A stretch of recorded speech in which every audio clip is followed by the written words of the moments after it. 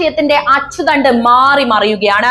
വൻ ശക്തികളുടെ പോരാട്ടങ്ങളും യുദ്ധ സാഹചര്യങ്ങളും ലോകത്തെ വിറപ്പിക്കുമ്പോൾ ഊർജ്ജ വിപണിയിലെ തങ്ങളുടെ സ്ഥാനം ഇന്ത്യ വളരെ തന്ത്രപരമായി നിലനിർത്തുകയാണ്. പശ്ചിമേഷ്യയിൽ യുദ്ധത്തിന്റെ കനൽ പടരുമ്പോഴും റഷ്യയിൽ നിന്ന് ഡിസ്കൗണ്ട് നിരക്കിൽ ക്രൂഡ് ഓയിൽ വാങ്ങാനുള്ള ഇന്ത്യയുടെ തീരുമാനം പാശ്ചാത്യ രാജ്യങ്ങളെ, പ്രത്യേകിച്ച് അമേരിക്കയെ ആശങ്കയിലാഴ്ത്തിയിരിക്കുന്നു. Centre for research on energy and clear air പുറത്തുവിട്ട കണക്കുകൾ പ്രകാരം മെയ് മാസത്തിൽ ഇന്ത്യയുടെ റഷ്യൻ എണ്ണ ഇറക്കുമതിയിലുണ്ടായ വൻ കുതിച്ചുചാട്ടം ലോകത്തെ വലിയൊരു ചർച്ചാ വിഷയമായി മാറിയിരിക്കുകയാണ്. ഇന്ത്യ തോൽക്കാൻ തയ്യാറല്ല എന്ന് തന്നെയാണ് ഇവിടെ പറയുന്നത്.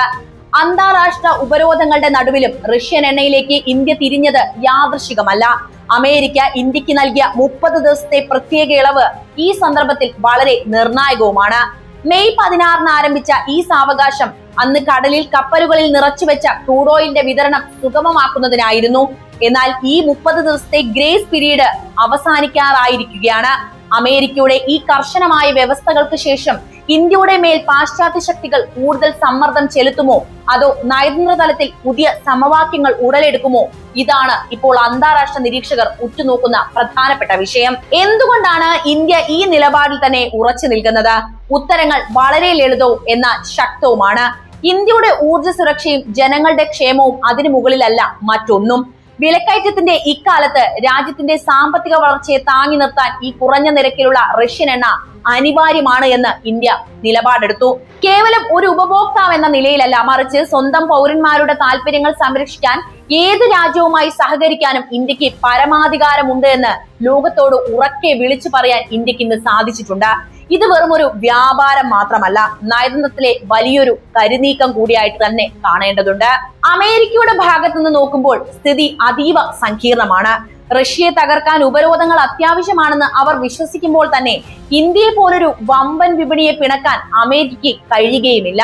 ഇന്ത്യയുമായുള്ള തന്ത്രപ്രധാനമായ ബന്ധം അമേരിക്കയ്ക്ക് നഷ്ടപ്പെടുത്താൻ വയ്യാത്തത്ര വലുതുമാണ്. എന്നാൽ ഉപരോധങ്ങൾ ഫലപ്രദമായി നടപ്പിലാക്കണമെന്ന അവരുടെ വാശി ഇന്ത്യയുമായുള്ള നയതന്ത്ര ബന്ധത്തിൽ വിള്ളലുകൾ വീഴ്ത്തുമോ എന്ന ആശങ്കയും ശക്തമാണ്.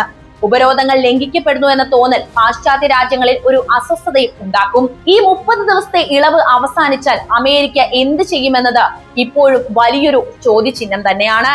ഇന്ത്യയുടെ ഈ നീക്കം ലോകശക്തികൾക്കിടയിൽ സന്തുലിതമായ ഒരു നയതന്ത്രം സൂക്ഷിക്കാൻ ഇന്ത്യ കാണിക്കുന്ന മിടുക്കിനെ തന്നെയാണ് അടയാളപ്പെടുത്തുന്നത്. ആഗോള രാഷ്ട്രീയത്തിലെ അപ്രതീക്ഷിത തീരുമാനങ്ങൾക്കും പെട്രോളിയം വിപണിയുടെ മാറ്റങ്ങൾക്കുമിടയിൽ ഇന്ത്യ തന്റെ സ്ഥാനം വളരെ കൃത്യമായിട്ട് ഉറപ്പിക്കുന്നു.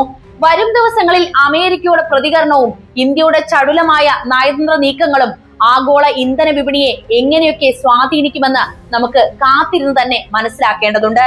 സന്തുലിതാവസ്ഥയുടെ ഈ കാലഘട്ടത്തിൽ ഇന്ത്യയുടെ ഈ കരുനീക്കം ചരിത്രത്തിൽ ഇടം പിടിക്കുമെന്നതിൽ യാതൊരുവിധ തർക്കവുമില്ല. മാത്രമല്ല, അമേരിക്ക കൂടുതൽ നാണം കെടുകയാണ് ഇതിലൂടെ ചെയ്യുന്നത്. ഇന്ത്യ അടക്കം ചൊൽപ്പടിക്ക് നിർത്താൻ ശ്രമിച്ചിട്ടും നിങ്ങൾ എന്താണ് നേടിയത് എന്ന് ഒന്ന് സ്വയം ചോദിക്കുന്നത് നന്നായിരിക്കും.